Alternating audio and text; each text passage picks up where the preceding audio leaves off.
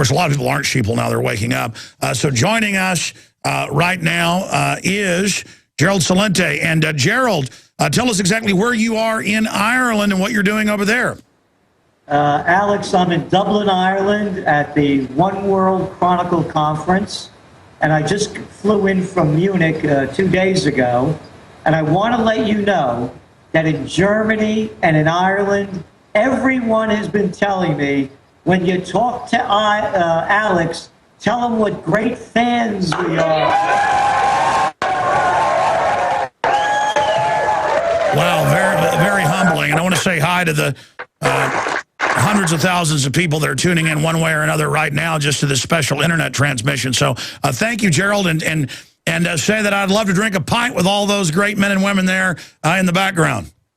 He said he would love to have a pint with all of you great men and women over there in the background. Oh, man, I'm glad we decided to do this. Again, Gerald, tell us what you're doing over in Ireland, and then give us your call. I know you've been saying Obama for months, and it's neck and neck, but a lot of the pundits are saying, looks like 4 more years of the man of peace who's launching all these wars. Well, what I'm doing, I was just at a metals conference in Munich and the One World Chronicle conference over here in Ireland. They have a number of issues that they're dealing with. One of them, of course, is the bailouts of the banks, which are totally illegal. They're just taking the money from the people and giving them to the banks when there's actually been no deal made at all between the banks that knew what their risk would be and then shaking down the people for all the money. So there's a real, you know how I've been talking, Alex, about direct democracy? Well, Direct Democracy Ireland is taking hold. DirectDemocracy.ie. The people are fed up with it. They look what's going on in the States. As you know, this is the first time I have not voted in an election. Who could call this a democratic election? These clowns can't even count the votes. The whole game is rigged. The systems are breaking down. The people in Ireland are feeling it. They want no part of it anymore, and they're ready to rise up against it. And so what I'm over here talking about is the collapse of the currencies, the breakup of the European Union eventually, but more importantly, Ireland joining with Switzerland to start moving forth with true democracy, where the people will have the right to vote rather than it being controlled by the gangs that are controlling it now. Wow. We've talked to some of our reporters here in Austin, and polling places, like you just said, are broken down, not working. We're getting reports of things flipped from Obama to Romney, Romney to Obama. We're like 8 days into the hurricane on the East Coast where you'd normally be, Gerald. And still, government can't and won't help the people. Where do you see this insanity going? It's collapsing. The collapse is around us. You know what no one's talking about with New York? And you know me, I'm a Bronx, New Yorker. I know the gig. The entire infrastructure of the United States is in collapse. And you get all these big-mouth politicians over there shooting off their fat traps saying about how we're going to be there for the people and don't forget that we're there for you. The entire United States infrastructure is collapsing. We know the data coming out from the engineers that are saying it's going to cost an estimated $13 trillion just to get the thing back on track. That doesn't mean moving it into the 21st century. The entire nation is in collapse. And here's something else, Alex, that the prostitutes are not talking about. They're saying that an estimated 35 to 40% of the people already voted, correct? Yes. All right, now, what imbecile believes that these clowns don't know what the vote count is? This is the mafia. Let's get this straight.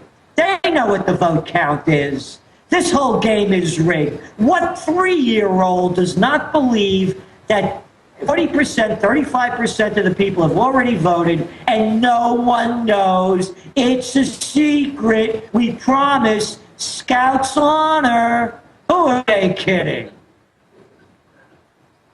So you're predicting, though, that in this whole war of the puppets, we're going to get Obama for 4 more years? That's still what you're predicting? Yeah, I would. This is not one of the ones that I'm going to base my reputation on, because, again, anything could go in a totally corrupt government. Let's remember who we're talking about so nobody misunderstands this. This is the same government where George W. Bush, hey, haven't seen him on the campaign trail. What happened, you know? How come he's not out there like Bill Clinton? Because this is the same war criminal that lied the country into war. Of course they're going to lie about anything. They'll steal votes. They'll kill your son. They'll rob your money. They'll do anything that they can. Who's going to win the election? Whatever group of criminals could be the best criminal on the block. All right. I tell you, it is exciting over there. What I'm hearing from you, Gerald, times already this year to Europe. Europe and Ireland and other areas are really waking up. Give us the sense of what they think about being under bankster occupation. The people have had it, Alex. You know, I just came back from Ireland. The last time I was here, it was a little over a year ago. Everywhere I look, there are signs to let, for sale. Everywhere you look. They're beating the people down into the ground. They got this clown. He fit really good in the U.S., this guy named Noonan, one of the bureaucrats over there. They're paying one of the criminal guys who helped bring down the system that helped rob the money from the people. Check it out. This is a country of about 4 million people.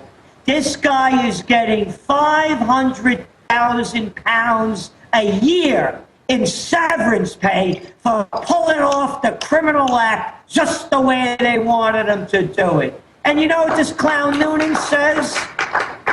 We can't do anything. That's already been done. We have to steal more of your money. That's right. Look what's going on in Greece. Hundreds of thousands of people out into the streets. Look what's going on in Spain. Millions of indignados. You know my saying, Alex, when people lose everything and have nothing left to lose, they lose it. And they're starting to lose it here in Ireland. You're finally seeing the fighting Irish spirit rise.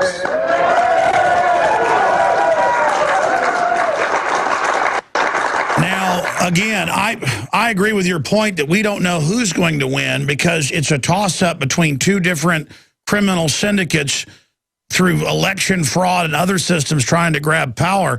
I mean, I'm looking at this. Thousands of dead Californians remain eligible to vote. We've got exit poll data will be examined in quarantine room. UN poll watchers amazed U.S. doesn't require IDs to vote. They're not here in Austin. It just goes on and on and on what is happening. And the race is neck and neck, but it doesn't even matter because Obama and Romney are bought and paid for by the banksters.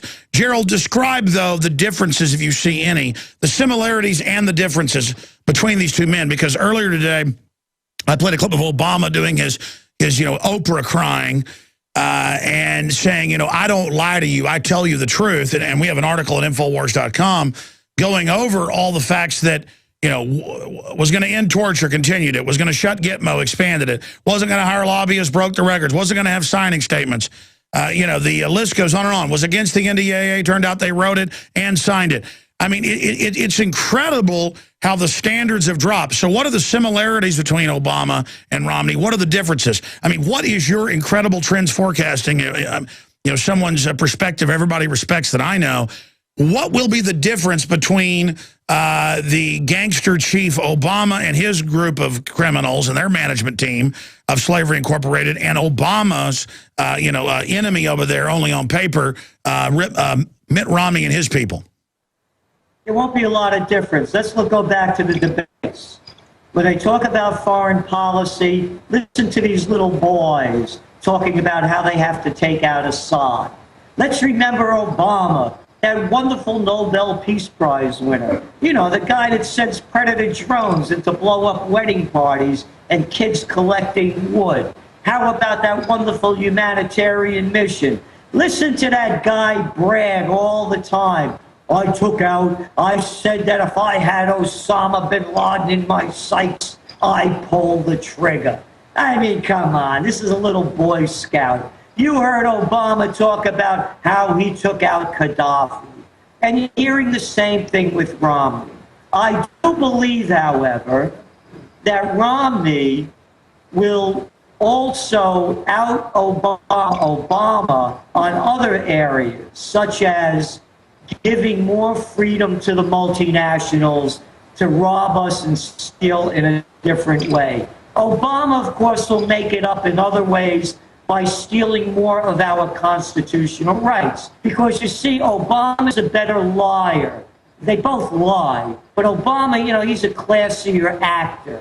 So he could pull it off better, as he did the National Defense Authorization Act. So Obama will be able to get away with it more in raping us to the Constitution. But Romney, you know, this guy is born on third base and thought he hit a triple. He's one of the white shoe boys supremes. He'll be able to steal more of our money. So Obama will rob us of our life, and Romney will rob us of our money. In the end, we lose no matter what. And both guys, again, are bought and paid for by the same interest. I mean, people say Romney will launch more wars, and he's promised he will. But Obama launches wars and calls them peace. So I don't really see the difference there. Well, that's what I was saying. Obama just lies better. But he'll rob us more of our constitutional rights. Look, Obama's the guy, just in case anybody's forgotten. You get arrested for having a drink or your bicycle bell doesn't work properly, and they throw you in jail. Let's not forget that Obama, under the Solicitor General, his Solicitor General, Verrilli, now if you get arrested, take off your clothes, bend over, spread your legs. That's right. That's Obama. Obama, you mentioned, the National Defense Authorization Act. They could come and take you and me away for having contacts with alleged terrorists. No charges, no jury, no writ of habeas corpus, no judge, no lawyer, no trial. That's Obama. Romney will rob all our money. This is the clown that brags, oh, I'm a businessman. He's a hedge fund operator. He's the corporate vulture. Remember what Eisenhower said. Any man that seeks the presidency is either an egomaniac or crazy. This guy Romney hasn't stopped running since he's a little schoolboy. And they're egomaniacs and they're crazy. Hedge funds, who the hell ever heard of hedge funds when we were growing up? This Romney, he put out of business all the entrepreneurs that used to be in the stationery store business. He brags that he creates jobs. You want a job at Staples? Wonderful. He brags about it. You could make $62.50 a week. You could stock shelves. You could work all day long, but not enough to be a full-time worker, only a temporary worker, so he could shaft you on benefits. Yeah, Romney wants to build a defense budget even bigger and screw everybody else. How could anybody vote for either of these people? They should be ashamed of themselves for casting a vote for lesser of two evils. Gerald Celente is our guest. I'm Alex Jones. We're going to be here past 1 a.m. Eastern, midnight tonight, and we will start getting into more of the election returns and latest numbers. We got kicked off about 20 minutes late just because of some technical things between different studios. This is a live beta test that you're seeing. We're talking to Gerald Celente all the way out in Ireland, and I appreciate David Knight getting thrown in the deep end with the Sharks.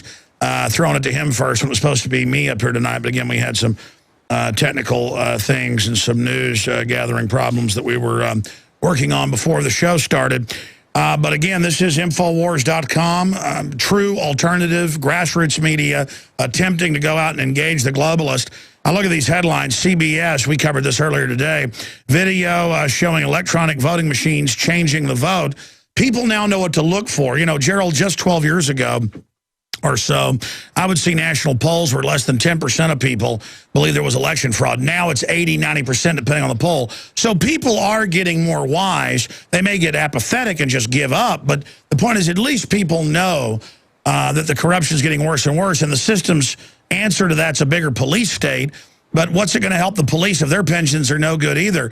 How do you see these regardless of which new puppet gets in, which new distraction gets in, where do you see things going now here in the West with some of the developments in the economy, militarily? Hillary's now saying in the news today that we've got to go into Syria because Al-Qaeda's there.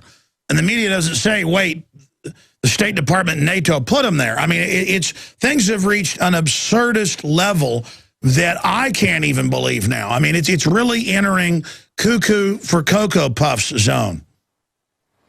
Let's talk about the wars, first of all. What's not making the news much is China and Japan going at it, thanks to the United States. You remember what I've said, how you keep playing back, Great Depression, currency wars, trade wars, World War. The trade wars are heating up. The United States lost in Afghanistan. They lost in Iraq. They're destabilizing now Syria. They've already destroyed Libya. They're moving wars now into Mali and North Africa. And now they're refocusing into Southeast Asia. And now China and Japan are heating up. The world is heading to a war. Before I go further, I want to go back on a solution. We've been hearing about this voting fraud every damn election. Every damn election. Why wouldn't people think there's voter fraud? Because we have two frauds fronting, pretending to be president. We have frauds that are fronting, playing to be congressmen and senators. The whole system is a fraud. Here is what I suggest. I keep suggesting it over and over again. Alex, they move trillions of dollars a day around the globe. Rarely are the banking systems hacked. If we could bank online, we can vote online. There's only one reason why they don't want us to vote online. The reason is it would show that the people won't vote for them. That's the reason they're keeping it away. Because we could have full transparency because of all the computer minds out there being able to figure out the algorithms so that when cheating starts, everybody can see it. It would be totally transparent. This is the United States of America. These clowns spend over $1 trillion a year on defense and defense-related expenditures. Who are they BSing when they say, oh, the voting systems are broken down? Could you pull up your zipper? Could you tie your shoes? The folks over in Ireland like what they're hearing. Sure, instead we've got these computer systems that are all compartmentalized and secret, and then they engage in fraud. The problem is, any system, I think they're going to engage in fraud. I see your point about internet voting, getting everybody involved. My issue is if we went back to paper ballots counted at the precinct in front of everyone, then the numbers posted, then everything can be publicly put together and then integrated via computer, but then it can all be fact-checked right there at the grassroots. I agree with that as well. I agree 100%, but they're not going to do that. Again, this is the global age. Everything is moving in this direction. People are hooked on their this and that, iPad, everything they have in their hand. They can't vote. Let's make this real. And again, have full transparency, total transparency for everyone to monitor it. Because the numbers don't lie. The liars lie. The whole game is rigged. As I said, they rob our money, they rob us of our lives, and now the great United States of America, these BS artists that are always talking about exporting democracy, you don't even have it at home. You can't even vote for one of the two criminal groups. Wow. Well, we're going to be finding out here pretty soon. They're talking about devastation on the East Coast. Gerald, you've been in Europe the last week.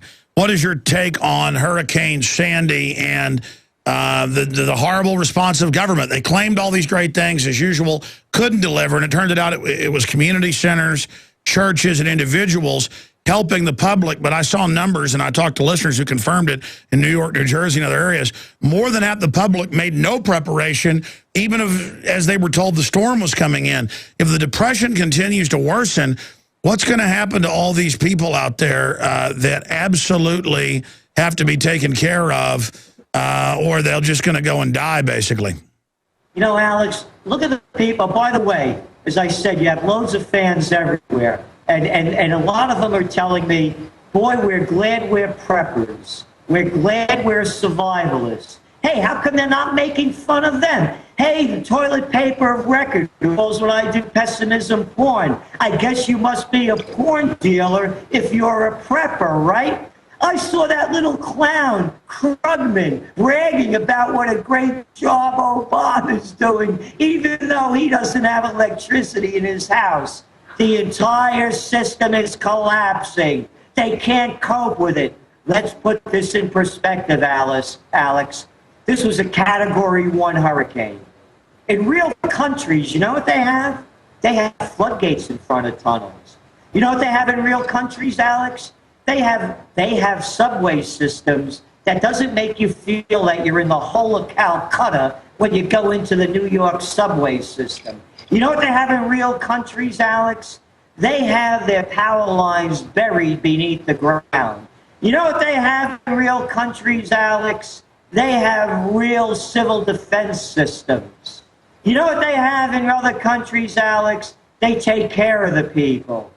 The people, everybody makes fun of preppers. If you can't see why you should be prepared now, you're never going to see it. Now, let's put this into perspective fully. Let's suppose that there's a real terrorist strike in Manhattan, or Atlanta, or in Washington, or San Francisco. Let's suppose that because of United States foreign policy, you know, they have those wonderful Terror Tuesdays when President Obama signs off, oh, let's kill that guy, let's kill this one, and they kill a lot of innocent people, and someone wants to get even. Suppose a dirty bomb goes off. Suppose there's a terror strike with a new suitcase-sized nuke. Suppose there's a biological warfare weapon. You want to see the systems break down? You want to see entire sections of the country go off the grid? They're ill-prepared to handle it. What are they going to do? Put Janet Napolitano on a horse and drive out and save the day? They better get a Clydesdale for her.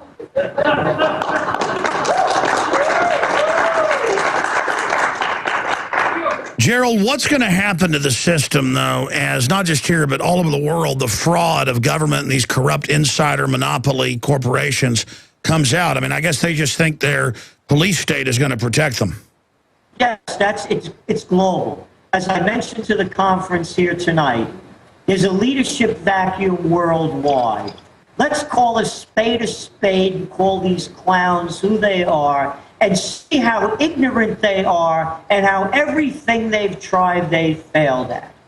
You got Cameron over in the UK and Kenny over here. You got Obama there and you got Merkel over here.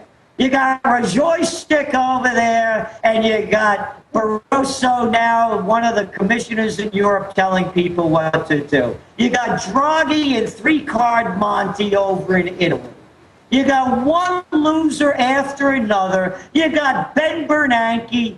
You got one loser after another that's destroying the system in front of everybody's eyes. And then they're telling us, give us more power. We know how to fix it. Oh, brilliant. The same clowns that messed it up are now going to fix it. The systems are collapsing. Oh, I can't forget about China. 66% of the Chinese companies that are listed are late in paying their bills. The Chinese government has lowered interest rates 2 times within the last 3 weeks to keep propping up the economy. They're dumping trillions of yuan into the system, trying to pump up the failing housing bubble. Over here in Europe, they came out with a new line. Outright monetary transactions. For stupid people who can't think, we'll just call it OMT. Isn't that a nice name? That means dumping more paper money on top of other worthless paper money to cover the other worthless paper money that they can't cover. The entire systems are collapsing. Here's my forecast, Alex. I'm voting for Obama to win. Not that I'm voting for him, I'm not voting. But I'm hoping he wins. You know why? Because no one expects anything of him. So the transparency of this fraud could be shown really quickly when there are no other plans that he could come up with. And then we'll have to go into a new system because the one that they're propping up is going to collapse. If Romney, however, wins, then you're going to hear Romney has a plan. Let's give him a chance. They always say the same crap after every election. So he'll get away with it for several more months. So we can't wait several more months because in several more months, they'll figure out how to steal several trillion more dollars from us and drive us deeper into depression. So your view is Obama will come in, he'll make it worse even faster, but a new puppet, it'll take people time to figure out that Romney's a complete fraud. So in a way, worse is better. And, you know, as a radio host, it's predominantly conservative libertarian. I'm a libertarian constitutionalist, but I obviously don't like the Republican Party that is, fake conservatives and so deceptive. But I sit there and I watch them, and as soon as Romney gets elected, they're all going to go to sleep. So from a cynical view, I'm like, hey, Obama gets back in, people may actually wake up, plus it's good for my radio show, but that's not how I think. I'm just so torn because I wish there was some way out within the system. It's like being told you got terminal cancer or something, you're wishing there was some way out of it. But it really is just a comeuppance that we're entering. Gerald Celente, I want you first to take some time to talk about your website, the TrendsJournal, and the type of information people can get there because it's so invaluable. But then spend about 10 minutes. I want to give you the floor in closing to kind of give us a breakdown of what you covered in Germany and Ireland. Kind of give us a speech if you've got time. You can go 20 minutes if you like. Then we'll go to David Knight with the latest election news here in our other studio. But if you've got the time, I know it's late at night over there, tell us about the TrendsJournal. And then, break down, kind of your speech, kind of a little shortened, truncated version. Well, on the TrendsJournal, of course, we're looking at what's going to happen before it happens. It's history before it happens. And the purpose of the TrendsJournal is to prepare people so that they can make plans, just like being a prepper, a survivalist, but in many different fields. Where is there going to be growth? Where is there going to be decline? Where should you put your money? What should you consider doing with it? What are going to be the educational opportunities? What are going to be the business advantages and declines? That's what the TrendsJournal really does. And as you know, Alex, we make it available to virtually everyone. We have a discount request page. We know people are going through difficult times. Just fill out the information. There's nothing personal there. And we will do the very best we can to make it available for everyone.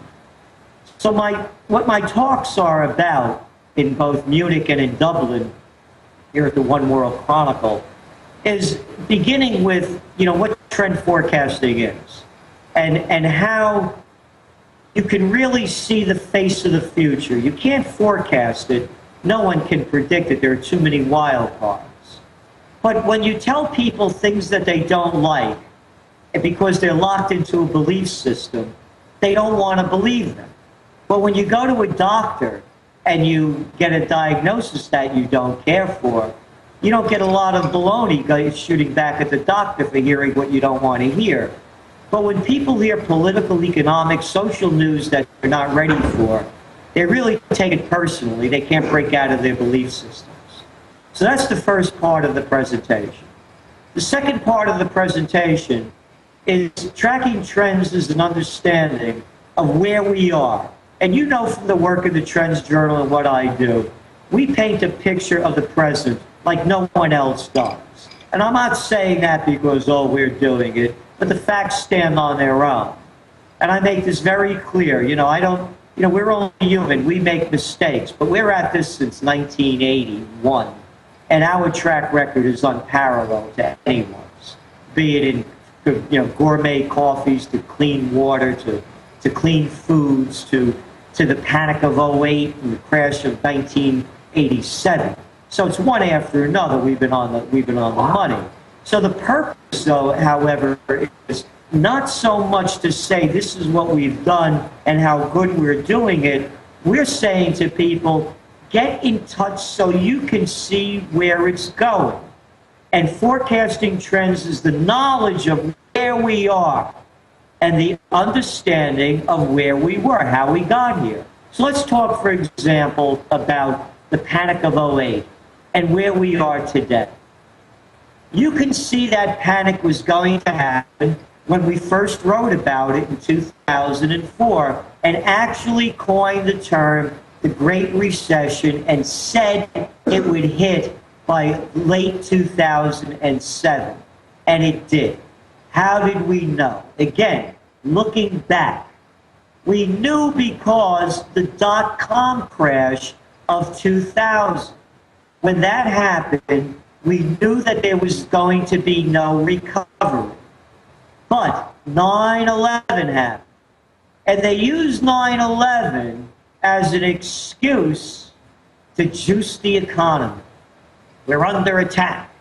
They hit our freedom and liberty.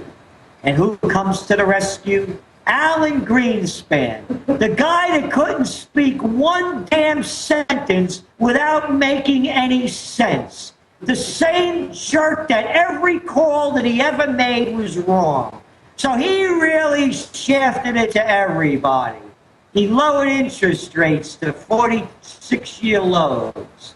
They conned people into taking out loans they couldn't afford. Hey, you want to build that addition onto your house? Don't you know how much value you have there? We're going to give you a loan. Have no income verification. Hey, don't worry about it. We'll give you the money. Hey, pay us back. Hey, we're friends. Don't worry, when you get the money, you give it to us. Alan Greenspan, that other little weasel, that other little Fed creep, that other Bernanke clone, was the guy that set up the whole system for failure. So we show people how it happened. They conned everybody into taking out bad loans. The loans went bad, and we do this. We show where we were. And what did they do? They came out with the big lie.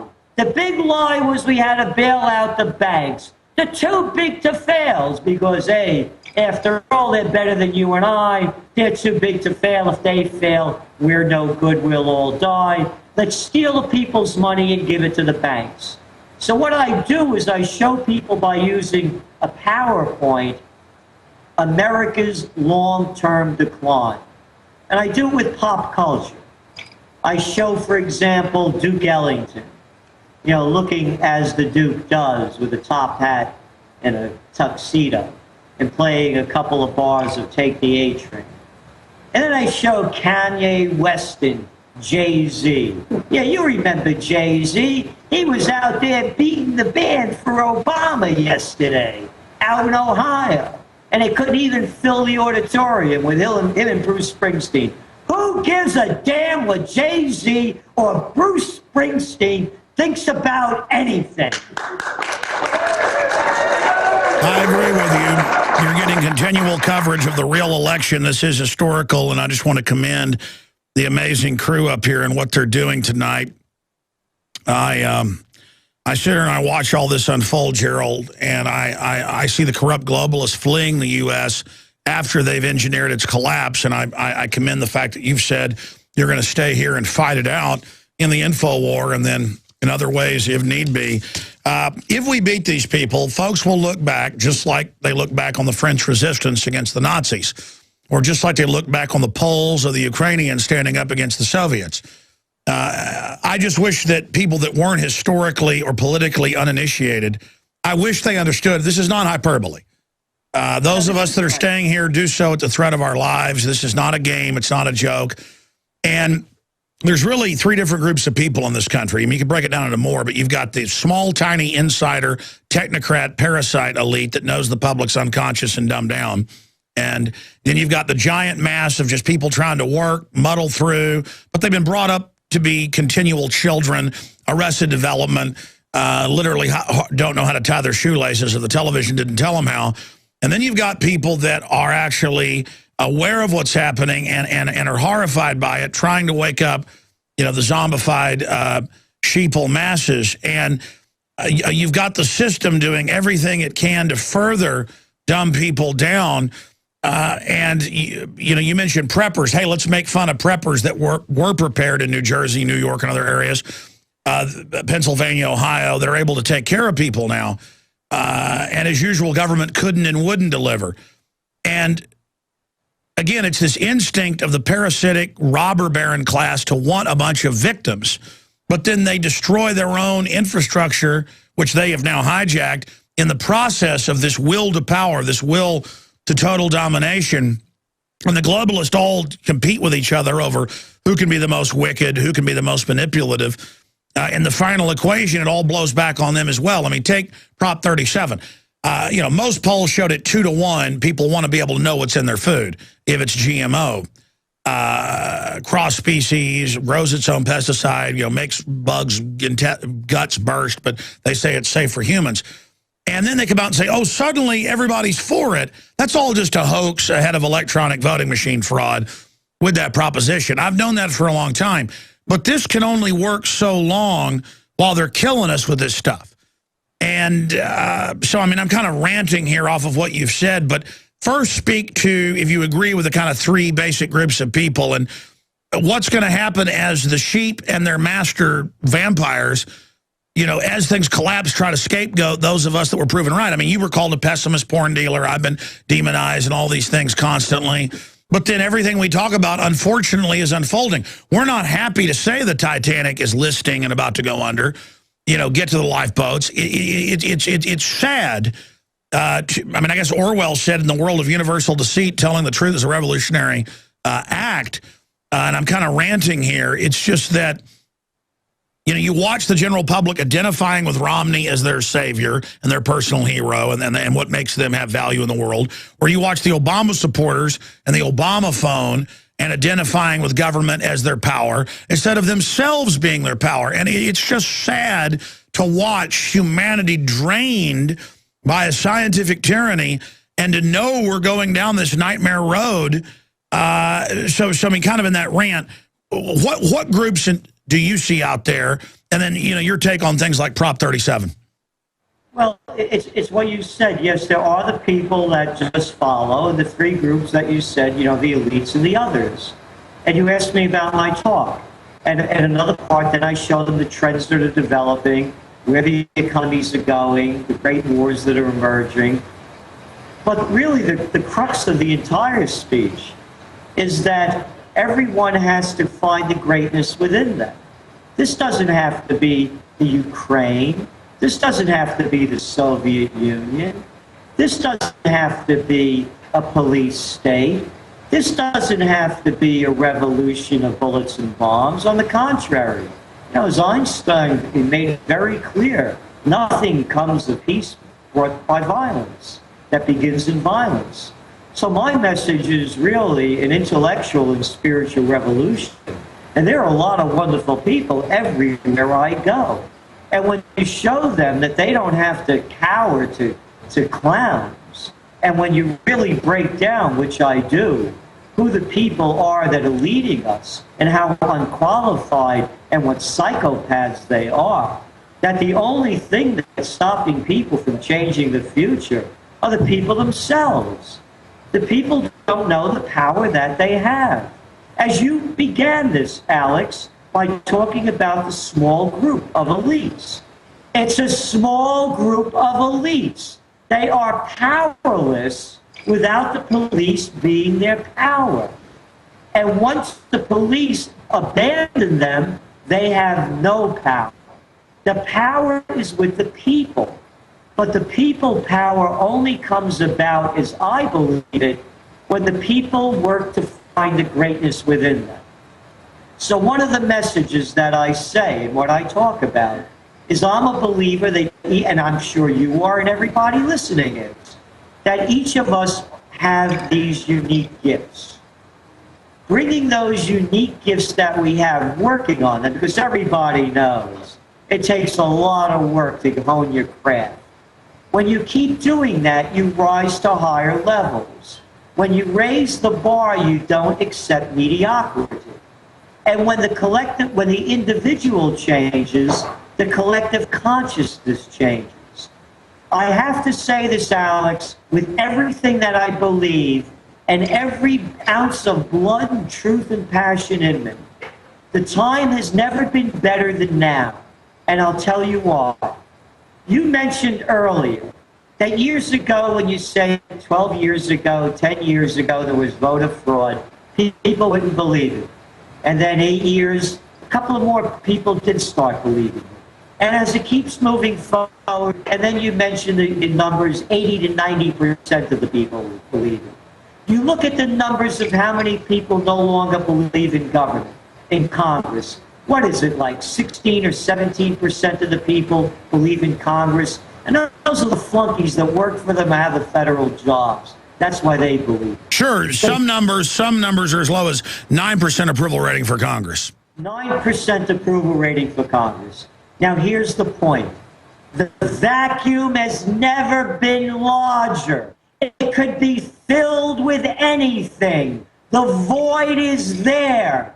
You have an empty suit and a stuffed shirt that's vying for the White House. How transparent can it be? It could be filled with anything. And my message is, let's fill it with greatness. The greatness of the people, the spirit of the people, the dignity of the people, the courage of the people, the respect of the people, the integrity of the people, and the passion of the people. Those are unstoppable values that the politicians are defenseless against. That's what I believe, and that's why I say the time is now. Well said. Wow. Listen to folks there in Ireland. What city are you in Ireland there, Gerald? What city are you in Ireland? I'm in Dublin. Dublin. Well, hey, tell folks out there that I salute the great Irish people. I've got quite a bit of Irish blood running through my veins. I'm proud of that. I'm proud of all my ancestors. But I want to say this. If you go to Alexa.com or you go to Google Analytics, there is only one country. People would think that online I would be rated #1. You know, my highest ratings would be in the U.S. I'm like rated 480 something, which is huge, in the United States. Last time I checked, there's only one country where Infowars.com is rated higher, and it's Ireland. In fact, maybe we can show that. If you go to Alexa.com and type in Infowars.com, it'll show country ratings. And last time I checked, and it's been this way for years, Ireland is where we're most popular. And so I just want to say this. We salute all the folks over there that know the euro's a tyranny, that know the globalists are a tyranny and hate the banksters and want sovereignty and freedom for our countries. So I salute the Irish right now. God bless them. Let me tell him that. Alex said he salutes the Irish. He's a lot of Irish in him. Infowars is rated higher in Ireland than anywhere else in the world, and that he's against the tyranny, against the euro, and wants you people to fight against the banker tyranny, and he is all on your side. And Alex, you should know this.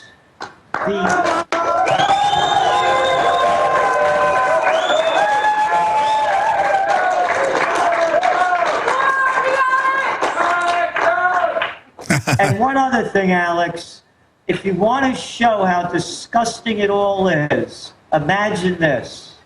They're trying to introduce genetically modified potatoes into Ireland. Unbelievable. I saw that. How disgusting. How disgusting, he said. They're not going to put up with that. He said, you won't put up with that. You're right, they're not. Alex, is there anything that I could tell the folks here in Ireland that they should know about the election, what you're hearing, what I could tell them, and what you see coming out? Sure. It is still neck and neck, and we're going to have the great David Knight, one of our great reporters, breaking down some of those numbers here in just a few minutes. But Romney has won Kentucky. The Associated Press and others report. I'm getting a lot of this from Infowars.com and DrudgeReport.com, where our team, Kurt Nimmo and Adon Salazar, and they're posting articles. Romney has won Indiana. Obama has won Vermont. Enough. Let's count. Currently popular vote, Romney 53, Obama 46, but it'll be the Electoral College that decides it. And they're talking about if people can't vote in New York, postponing it, but we'll see what happens there. And this is what I wanted to raise to you, because you mentioned this. CBS News is reporting in New York, women are giving away sex for gasoline. Sandy gas woes continue. People trading gas for sex on Craigslist and vice versa, showing how I'm a cook to be putting in a gas tank at my house and having a well and rainwater collection, and so are you, Gerald, for having a garden. But here it is, people within 7-8 days giving sex for a can of gas to run their generator so they can cook something. Where's the almighty government? Yeah, Alex is saying that people are they're reporting in New York that women are selling themselves for sex for gasoline, that they can't get gas in the city. They may postpone the voting in New York. They're without heat and electricity now. It's going on 7 days. People are desperate, doing anything. And as far as the election is going, Romney's ahead 53% in the popular vote. They're still counting the votes. And, of course, the electoral votes. So far, Romney has won Kentucky and Indiana. But Obama, Romney, Kentucky and Indiana, and Romney, Obama in Vermont. Is that right? Yes, sir. That is exactly what's going on. Now, just on the Ireland subject, it's usually Ireland's #1. I just checked today, probably because of the election, we're having more U.S. visitors. But, guys, if you punch up Alexa.com for TV viewers here on my computer feed right here. No, I mean, I have it punched up. Yeah, there it is. There is Alexa.com. Again, you can just put my feed up and I'll show people. Okay, that's fine. If you type in Infowars.com to this, there you can see I'm rated in the U.S. 465, in Ireland 495, but usually we're #1 in Ireland. Again, we're most popular in Ireland, so that just shows that the great Irish people are not naive and are awake. And I'm proud of the fact that I've seen in the polls out there that they didn't want to be part of the euro, but were forced into it. And I hope that I hope the great Irish people over there get out of the euro and go back to the national sovereignty and arrest all the foreign bankers that have hijacked your country. Alex said that he says he hopes you go out of the euro, get back into your sovereignty, and arrest all the foreign bankers that have stolen your money. All right. Well, listen, again, Gerald, thank you so much. Obviously, we love having you on. You are, hands down, our listeners' favorite guest. There's a lot of great ones we have on Great Minds, men and women. You're my mother's favorite guest, and I salute you and thank you for staying up late. And seriously, tell all those folks that we just appreciate them, and I wish I was there with you right now. And in closing, anything else, Gerald Celente, you'd like to add from Dublin? I think that's about it, Alex. And Alex said he wishes he was here with you, looks forward to coming and visit you, and said that the reason that his #1 in all of the countries with the highest rating is because the Irish people are among the most awake. Absolutely, absolutely. We just showed those numbers. Very interesting. All right, Gerald Celente, give out your website one more time. TrendsJournal.com, TrendsJournal.com. And Alex, thanks for all you're doing, and thanks for having me on tonight. All the best. You bet. You bet. Thank you so much. All right, there goes...